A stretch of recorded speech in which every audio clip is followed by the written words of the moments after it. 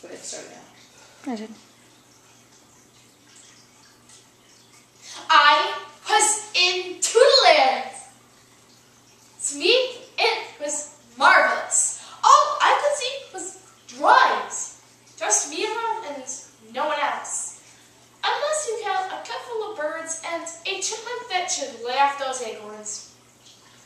In this Fantasyland, all of the animals could talk. A woodpecker flew into the tree and complained, "Man, my wings hurt."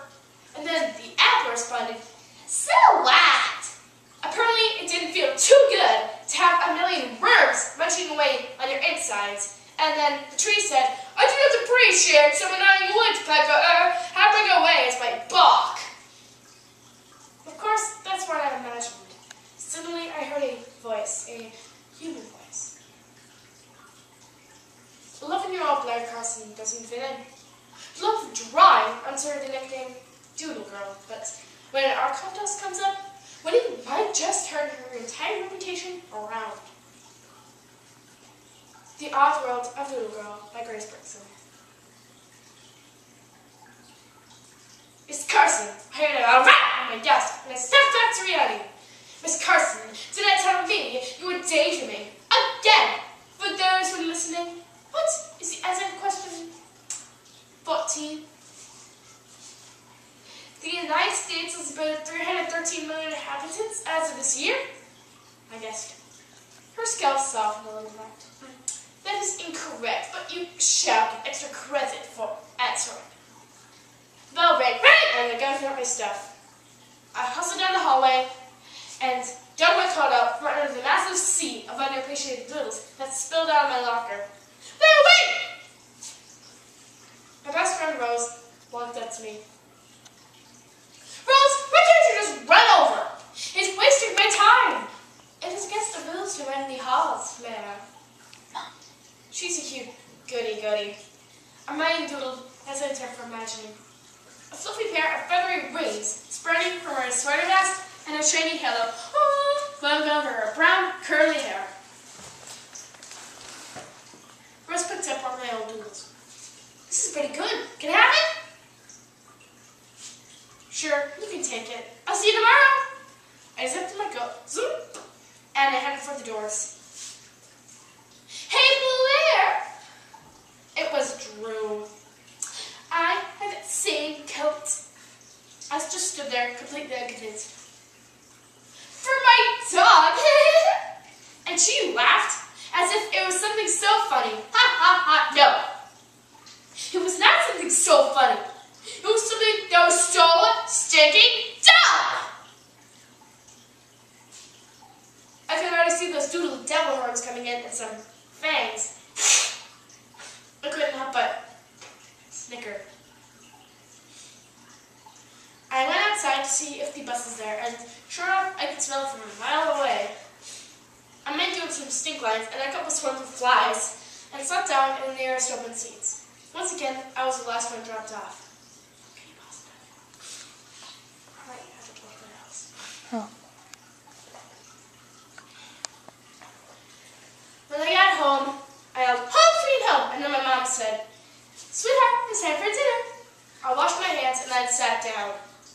And while the rest of my family came home, and during dinner, Dad said, "I hear there's an art contest coming up. You can use the $500 for an iPad." I pondered the idea. Me with an iPad. Being able to make amazing artwork, I posted online. Think of the opportunities to be recognized.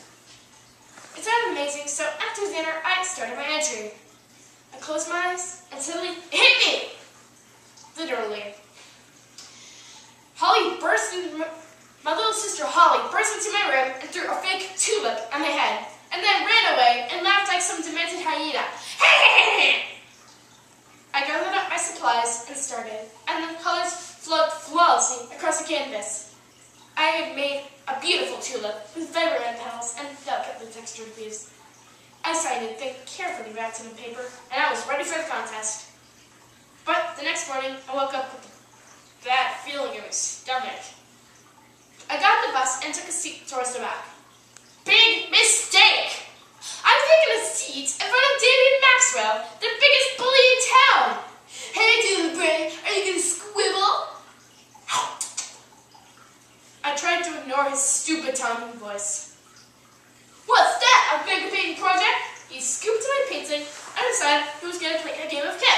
And so he tossed it on the bus from seat to seat to seat. Get back! Give it back, you blockhead! He ignored me still, and he chucked it anywhere he could to Mrs. March, and I pulled him at the school bus window. I tried to scream, ah! But all that came up was a tiny squeak. I could barely move. I trudged off the bus. If I had the project, I could have found it all. Money, an iPad, cool factor. But I didn't, so now I'm just bored with me. When I got into school, Rose was there smiling at me. What's the matter? My entry for the art contest got thrown out the school bus window. She suddenly stopped in her tracks. Gotta go! And she sprinted away. In a moment, I just wanted to cry. Even Rose wasn't there for me. After dinner that night, I went to my room, cried or circled the wall. But suddenly, something stood me up and said, get back on your feet! It's not the end of the world! Now snap at me, girl! Okay, conscience. I went straight to my drawing pad and drew and doodled and drew and doodled some more until I had that stupid situation out of my mind. I woke up the next morning feeling happy because, number one, it was Friday, TGIF, and number two, I just felt good. When I got to school that day, Rose hugged me. Sorry for blowing you out yesterday. Oh, it's good. I went to the announcement board to see who won the art contest. I was shocked. The winning art was one of Mine's Cutting Tools, and the winning artist's name was Blair Carson. That's me! I was so happy, I felt like flying. As I walked down the hallways, people called out, hey, doodle girl! And some people said, geez, contest winner. Later on, Rose told me that she submitted the art for me when she heard my painting was ruined. I hugged her about like 1,000,000 times. I was so happy. I wanted to go to Doodleland and have a big fat party. A normal person wouldn't act that way, but hey, I'm Doodle Girl. What do you expect? 7:29.